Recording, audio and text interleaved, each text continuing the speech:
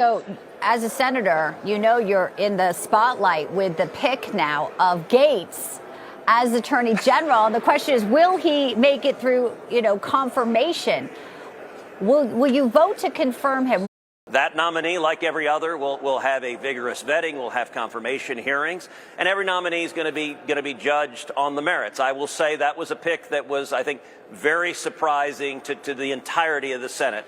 And so we'll assess the nominee on the merits, but there's a process that will unfold that examines a particular nominee's background, their experience, and their suitability for a role. What's up, everybody? Major retired Richard Ojeda here, and you know it is bad when even Ted Cruz can't get behind someone.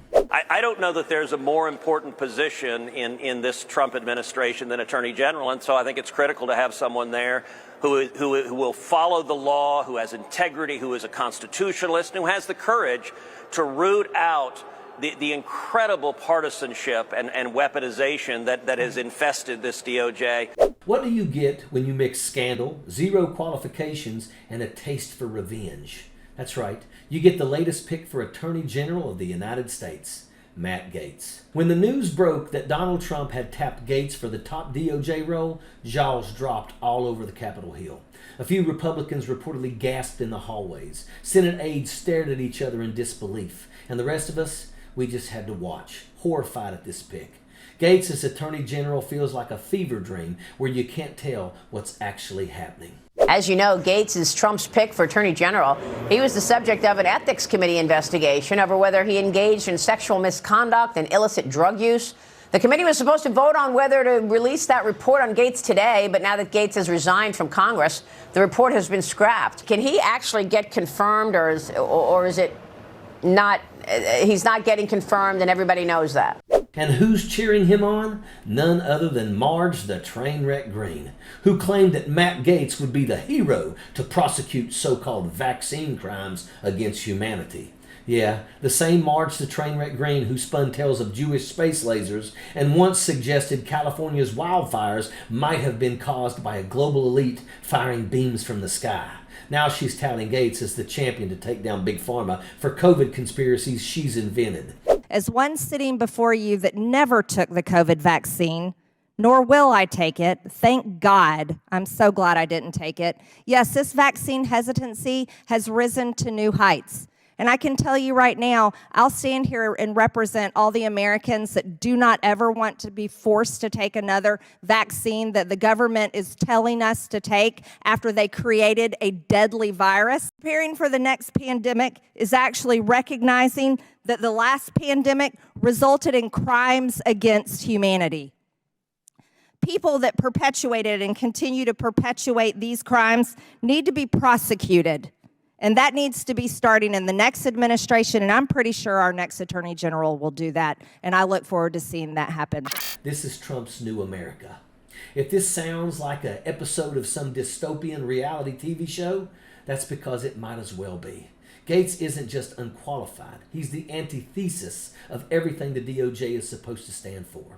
But don't take it from us. Let's imagine what the new cabinet might look like if Donald Trump has his way.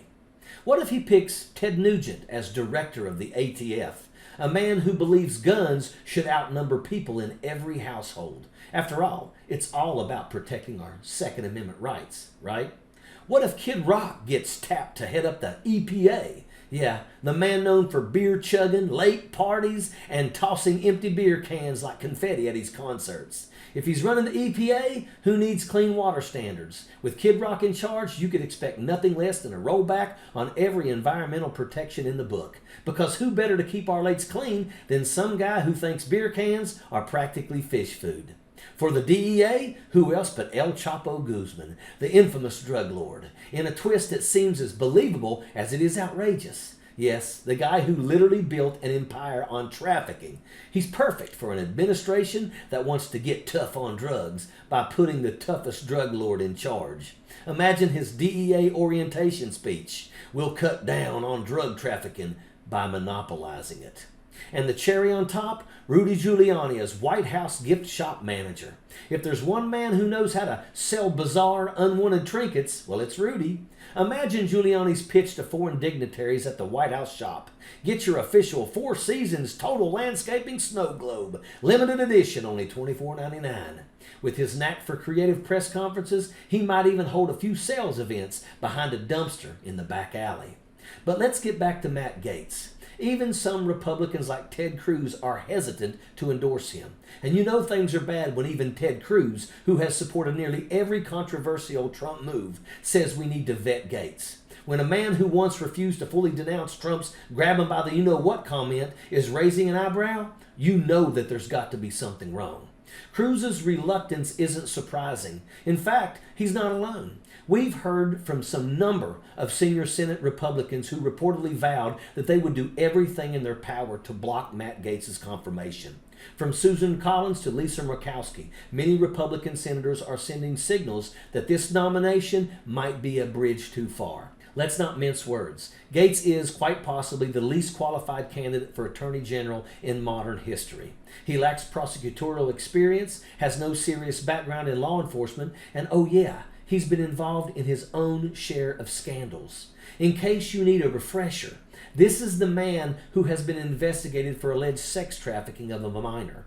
He's the congressman who allegedly showed photos of young women to his colleagues on the House floor, describing his conquests. Imagine a Department of Justice led by a man who, in any normal scenario, would struggle to get hired as a DOJ intern, let alone run the department. And what would Gaetz even know about the DOJ's responsibilities? We're talking about a man who probably couldn't secure a paralegal job in any reputable firm. As former Assistant Attorney General Harry Litman pointed out, Gaetz probably wouldn't even pass a background check for a lower-level DOJ role. But sure, let's give him control of the FBI, the DEA, ATF, and 94 U.S. attorneys' offices. The Attorney General oversees an entire institution dedicated to upholding the Constitution and maintaining the rule of law. This role isn't about pursuing petty grievances or personal vendettas. It's about ensuring justice for all Americans. Yet Gaetz, with his history, is about as far from qualified candidate as you can get. Harry Litman, a former DOJ veteran, summed it up perfectly when he said Gaetz is a kick in the teeth to the DOJ. This isn't just a bad hire. It's an assault on one of the most critical pillars of our democracy. What does it say about Trump's administration when the top DOJ candidate seems to be chosen for his loyalty, not his qualifications? It says Trump isn't interested in upholding justice. He's interested in bending it to his will. By appointing a loyalist who's steeped in scandal and controversy, Trump sends a clear message. The Department of Justice exists to serve him, not the American people. And with the cabinet of chaos, this isn't just about Gaetz. It's about a whole administration that's built to shock, provoke, and dismantle rather than lead. Imagine the scene: Kid Rock drafting environmental regulations, El Chapo fighting the drug trade, Nugent pushing more guns, and Rudy Giuliani running a gift shop that sells presidential snow globes. This isn't just a lineup of incompetence. It's an intentional slap in the face to American values and democracy itself. At the end of the day, we can grimace at the absurdity, but the stakes are real. When the U.S. Attorney General is someone more interested in conspiracies and revenge than in justice, that's a threat to every single American. This isn't just bad government. It's a move that could warp our entire justice system. And while we can't joke about it, we can't afford to ignore it. Because if Gaetz and his cabinet of chaos are the future, we're looking at a justice system that's anything but just. It would be completely dysfunctional, and that is an absolute fact. Sappers clear the way, airborne all the way.